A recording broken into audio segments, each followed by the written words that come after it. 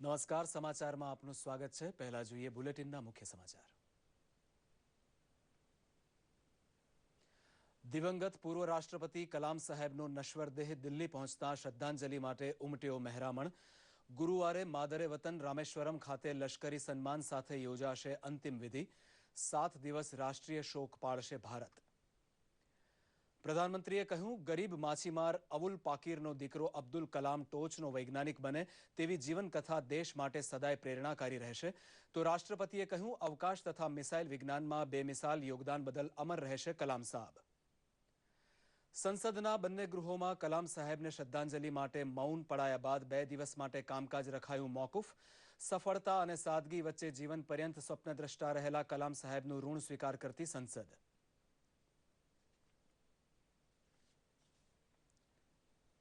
ગુજરાત ઉપર deep depression સર્જાતા અતિ ભારે વરસાદની ચેતવણી હવામાન ખાતાએ જાહેર કરી। માછીમારોને દરિયો નહીં ખેડવાનો સંદેશો તમામ બંદર ઉપરથી વહેતો મુકાયો।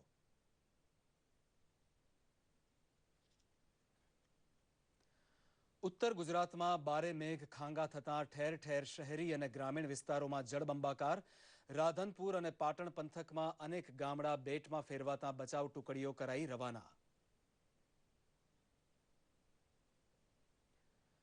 ગુજરાતમાં એક પણ તાલુકો કોરો રહ્યો નહીં તેટલો સાર્વત્રિક વરસાદ થતાં મુખ્યમંત્રી આનંદીબેન પટેલે બોલાવી સમીક્ષા બેઠક। અનેક જળાશયોમાં પાણીની નવી આવક સાથે જળ વિદ્યુતનું ઉત્પાદન શરૂ થયું। બુલેટિનમાં આપનું સ્વાગત છે। દિવંગત પૂર્વ રાષ્ટ્રપતિ કલામ સાહેબને ડીડી ગિરનાર તરફથી શ્રદ્ધાંજલિ પાઠવવા સાથે પ્રસ્તુત છે બુલેટિન।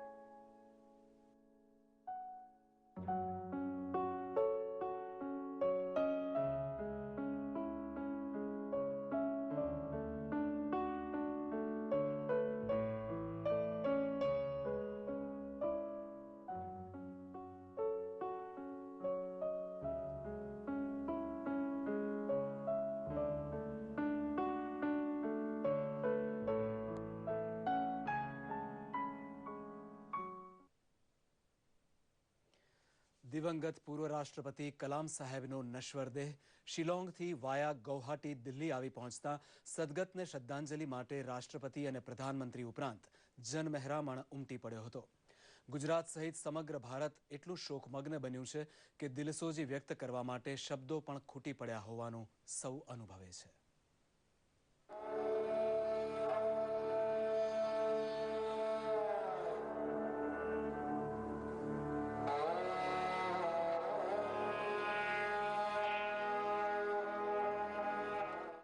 દિવંગત પૂર્વ રાષ્ટ્રપતિ એપીજે અબ્દુલ કલામના નશ્વર દેહને લઈને હવાઈ દળનું વિશેષ વિમાન ગૌહાટીથી નવી દિલ્હીના પાલમ હવાઈ મથકે આવી પહોંચ્યું ત્યારે પુષ્પાંજલિ અર્પણ કરવા માટે રાષ્ટ્રપતિ પ્રણવ મુખર્જી, ઉપરાષ્ટ્રપતિ ડોક્ટર હામિદ અંસારી તથા પ્રધાનમંત્રી નરેન્દ્ર મોદી સાથે લશ્કરની 3 પાંખના વડા સહિત અનેક મહાનુભાવો હાજર રહ્યા હતા। રાષ્ટ્રપતિ પ્રણવ મુખર્જી તથા પ્રધાનમંત્રી નરેન્દ્ર મોદીએ સદગતને શ્રદ્ધાંજલિ અર્પણ કરતા કહ્યું હતું કે કલામ સાહેબના વિરાટ યોગદાનને યાદ કરવા શબ્દો પણ ઓછા પડે। 11th President of the Indian Republic and he was Bharat Ratna. As President of India, Dr. Kalam was immensely popular and greatly admired. His warmth, humility and simple ways endeared him to be one and all. Bharat के पूर्व राष्ट्रपति और विशेष करके युवाओं के प्रिय श्रीमान अब्दुल कलाम जी के निधन के समाचार पूरे देश के लिए और विश्व की वैज्ञानिक आलम के लिए एक बहुत ही दुखद समाचार है। ડોક્ટર કલામના નશ્વર દેહને લશ્કરી સન્માન સાથે તેમના નિવાસસ્થાન 10 રાજાજી માર્ગ પર લઈ જવામાં આવ્યો હતો, જ્યાં મંત્રીમંડળના સભ્યો, સાંસદો તથા રાજકીય આગેવાનો અને સામાન્ય નાગરિકોએ તેમને શ્રદ્ધાંજલિ અર્પણ કરી હતી. પૂર્વ રાષ્ટ્રપતિ એપીજે અબ્દુલ કલામને ભાવભીની શ્રદ્ધાંજલિ સાથે સંસદના બંને ગૃહોની કાર્યવાહી 2 દિવસ માટે મોકૂફ રાખવામાં આવી છે કે જેથી સંસદ સભ્યો રામેશ્વરમ ખાતે યોજાનાર અંતિમ વિધિમાં ભાગ લઈ શકે. લોકસભા સ્પીકર સુમિત્રા મહાજન તથા રાજ્યસભા અધ્યક્ષ ડોક્ટર હામિદ અંસારી દ્વારા શ્રદ્ધાંજલિ પ્રસ્તાવનું ભાવવાહી સ્વરે પઠન થયા બાદ સાંસદોએ બંને ગૃહોમાં 2 મિનિટ મૌન પાળ્યું હતું. The country has lost a sagacious statesman, a great scientist, and a friend of the underprivileged, and a fine human being who strove all through his life for building a progressive, rational, and egalitarian society. He reposed great faith in the youth of the country and believed that through proper guidance they will be able to transform India into a developed nation, which is one of his greatest dreams. તે અગાઉ ભાજપ સંસદીય પક્ષની બેઠક યોજાઈ હતી, જેમાં પક્ષ પ્રમુખ અમિત શાહ તથા પ્રધાનમંત્રી નરેન્દ્ર મોદીએ સદગતને શ્રદ્ધાંજલિ આપવા સાથે દેશના વિકાસમાં તેમના યોગદાનને બિરદાવ્યું હતું. ડોક્ટર અબ્દુલ કલામ જન્નત નશીન થયાના સમાચાર પહોંચતા તેમના વતન રામેશ્વરમમાં ગમગીની છવાઈ ગઈ હતી તથા કલામ સાહેબના મોટા ભાઈનો પરિવાર શોકમાં ડૂબી ગયો હતો. દિલ્હીમાં જાહેર દર્શનાર્થે રખાયા બાદ ડોક્ટર કલામના નશ્વર દેહના ગુરુવારે 11 વાગે લશ્કરી સન્માન સાથે તેમના માદરે વતન રામેશ્વરમમાં અંતિમ સંસ્કાર થશે. દૂરદર્શન સમાચાર, અમદાવાદ.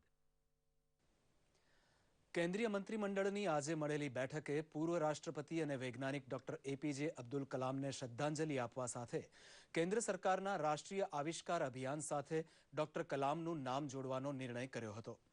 કેન્દ્રીય માનવ સંસાધન મંત્રી સ્મૃતિ ઈરાનીએ પત્રકારોને આ માહિતી આપતા જણાવ્યું કે સ્કૂલના વિદ્યાર્થીઓમાં વિજ્ઞાન, ગણિત, ટેકનોલોજી જેવા વિષયો પ્રત્યે વધુ રસ કેળવાય તે માટે રાષ્ટ્રીય આવિષ્કાર અભિયાન ડોક્ટર કલામના હસ્તે જ શરૂ કરવામાં આવ્યું હતું. આ અભિયાનને કોલેજોના વિદ્યાર્થીઓ સુધી આગળ વધારાશે.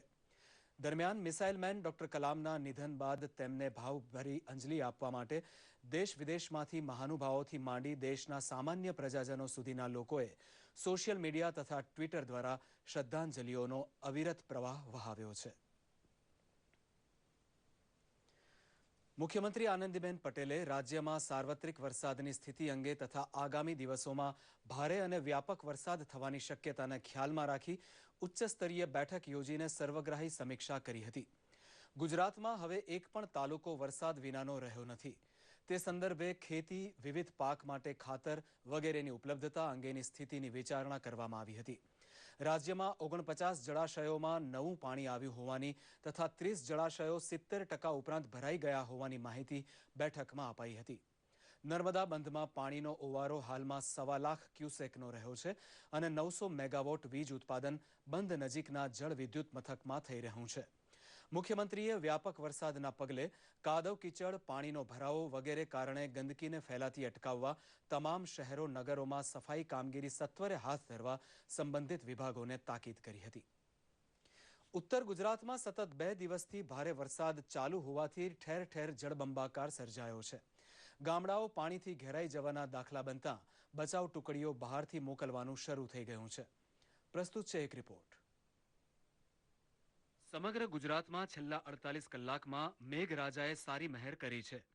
ઉત્તર ગુજરાતના બનાસકાંઠા અને પાટણ જિલ્લામાં છેલ્લા 2 દિવસથી ભારે વરસાદ અને પૂરને કારણે પરિસ્થિતિ વણસી છે. કાંકરેજ ખાતે કાર તણાઈ જતા 3 વ્યક્તિ પણ તણાઈ ગઈ હતી. સંકટને પહોંચી વળવા તંત્ર સાબદું થયું હતું. મુખ્ય સચિવે તમામ જિલ્લા વડાઓ સાથે વિડીયો કોન્ફરન્સથી વાતચીત કરી હતી. મુખ્યમંત્રીના અધ્યક્ષપદે મળેલી બેઠકમાં સ્થિતિની સમીક્ષા થઈ હતી. બનાસકાંઠા જિલ્લામાં 21 ઇંચ વરસાદ નોંધાયો છે. રાધનપુરમાં 15 ઇંચ, પાટણ તાલુકામાં 14 ઇંચ, હારીજમાં 13 અને સાંતલપુરમાં 12 ઇંચ જેટલો વરસાદ ખાબકતા જનજીવન અસ્તવ્યસ્ત થયું છે. સિદ્ધપુરનું રસુલ તળાવ ઉભરાતા 702 થી વધુનું સ્થળાંતર કરાયું હતું. ઠેર ઠેર માર્ગો પર વૃક્ષો પડી જતા વાહન વ્યવહાર ખોરવાયો હતો. પાટણ શિહોરી માર્ગ, પાટણ ડીસા માર્ગ, પાટણ સિદ્ધપુર માર્ગ તથા પાટણ ચાણસ્મા માર્ગો પરનો વાહન વ્યવહાર બંધ થઈ ગયો હતો. રાહત બચાવ કાર્યમાં મદદરૂપ થવા વડોદરા, અમદાવાદ, ગાંધીનગરથી ફાયર બ્રિગેડની ટુકડીઓ અને એનડીઆરએફની ટીમ પહોંચી હતી. બાલીસણામાં એક વ્યક્તિનું મૃત્યુ થયું હતું. પૂરના પાણી ફરી વળતા રાધનપુર તાલુકાના ગઢસઈ, પેદાશપુરા અને અભિયાણા ગામો તથા સિદ્ધપુર તાલુકાના માંડોતરી, કલ્યાણા, ઠાસરાસણ જેવા અનેક ગામોનો સંપર્ક કપાઈ ગયો હતો. ઉપરવાસમાં મુક્તેશ્વર ડેમમાંથી પાણી છોડાતા સરસ્વતી નદીના બેરેજના 6 દરવાજા ખોલી 10,000 ક્યુસેક પાણી છોડવામાં આવ્યું હતું. બનાસ નદીમાં પણ પૂર આવ્યું છે. પાલનપુરથી ઉમરદસી નદીનું પાણી તથા મોતીહાણી નદીનું પાણી સરસ્વતી નદીમાં છોડવામાં આવ્યું છે. ભાભર મીઠા સ્ટેશન વચ્ચેના રેલવે ટ્રેકનું ધોવાણ થતાં રેલવે વ્યવહાર ખોરવાયો છે. 5 ટ્રેન રદ થઈ છે અને અમદાવાદથી ઉપડતી કર્ણાવતી અને ડબલ ડેકર ટ્રેન મોડી ચાલી રહી છે.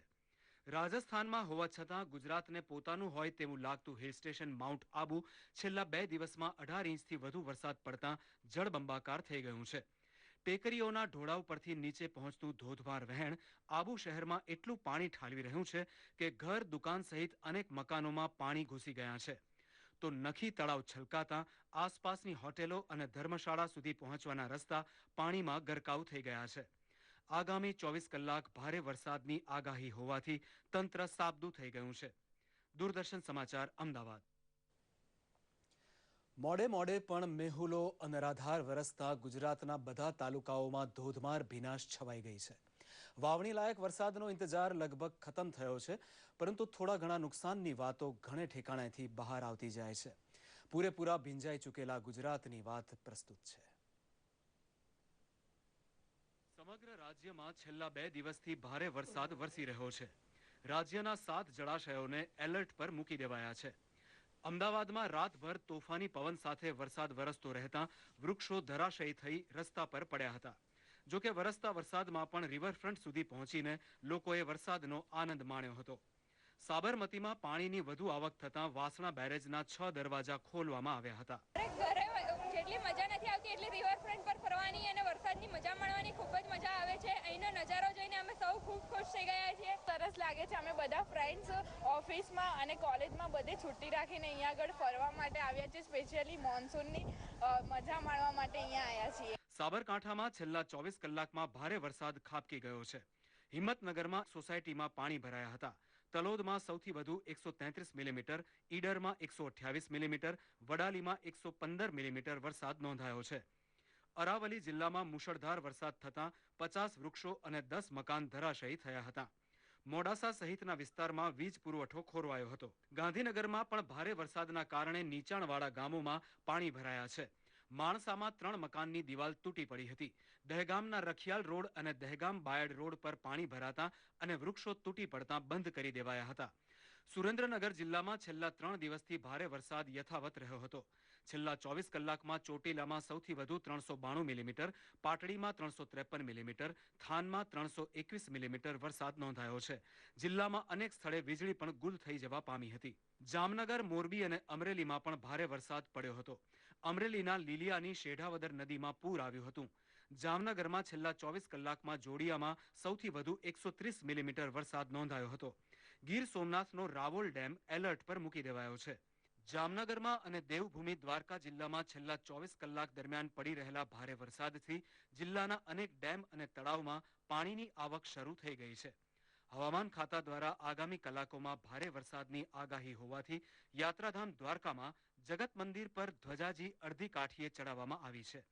દ્વારકા જગત મંદિર દરિયા કિનારે આવેલું હોય ભારે પવનના કારણે ધ્વજાને નુકસાન ન થાય તે હેતુસર ધ્વજા અડધી કાઠીએ ચડાવવાનું મંદિર સંચાલકોએ જણાવ્યું હતું.